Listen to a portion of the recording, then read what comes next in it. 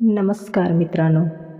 वैदिक ज्योतिषशास्त्रानुसार 15 जून 2026 रोजी म्हणजेच उद्या येणारी सोमवती अमावस्या ही अत्यंत विशेष मानली जाणारी अमावस्या आहे. याचं कारण म्हणजे तब्बल 30 वर्षानंतर अधिक मासात असा दुर्मिळ संयोग जुळून आला आहे. त्यामुळे याचा लाभ अधिक पटीने मिळणार आहे. आजच्या व्हिडिओमध्ये आपण जाणून घेणार आहोत सोमवती अमावस्येच्या दिवशी कोणत्या 5 गोष्टी नक्की कराव्यात ज्यामुळे जीवनातील आर्थिक अडचणी दूर करून सुखसमृद्धी आणतात आणि लक्ष्मीची कृपा प्राप्त होते. त्यामुळे हा व्हिडिओ शेवटपर्यंत नक्की पहा. यातली पहिली गोष्ट म्हणजे पवित्र स्नान आणि सूर्याला अर्घ्य. सोमवती अमावस्येच्या दिवशी सकाळी सूर्योदयापूर्वी उठून पवित्र नदीत किंवा घरीच पाण्यात थोडं गंगाजल टाकून स्नान करावे आणि सूर्यदेवाला अर्घ्य द्यावे. त्यामुळे आरोग्यात सुधारणा होते. 2. शिवलिंगावर विशेष अभिषेक करावा.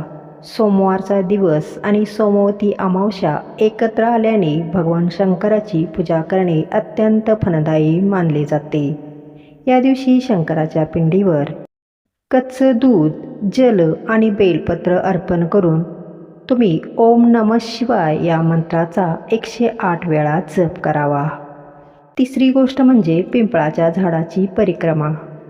सोमवती अमावस्येला पिंपळाच्या झाडामध्ये त्रिदेवांचा म्हणजे ब्रह्मा, विष्णू, महेश यांचा वास मानला जातो. या दिवशी पिंपळाच्या झाडाला दूध, पाणी अर्पण करून 108 वेळा परिक्रमा केल्यास जीवनातील आर्थिक अडचणी दूर होतात. 4. पितृदोष निवारण आणि तर्पण. जर तुमच्या कुंडलीत पितृदोष असेल किंवा कामात सतत अडथळे येत असतील तर या दिवशी पितरांचे स्मरण करून तर्पण आणि पिंडदानाचा विधी करावा. यामुळे पूर्वजांचा आशीर्वाद मिळतो.